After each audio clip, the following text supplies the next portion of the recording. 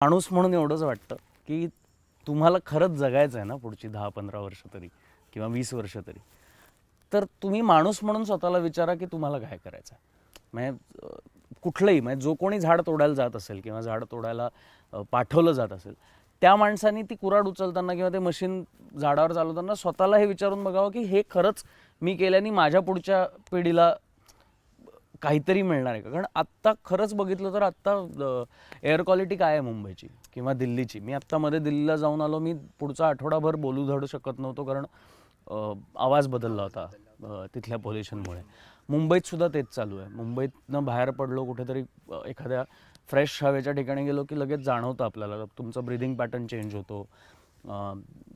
खूप गोष्टी होत आहेत ऑलरेडी आपल्या बाबतीत, आपल्या शरीराच्या बाबतीत. 10-15 वर्षातच अजून वाईट परिस्थिती बघायला मिळेल आपल्याला. ज्या रेटनी आत्ता सगळ्या शहरांमध्ये प्रगती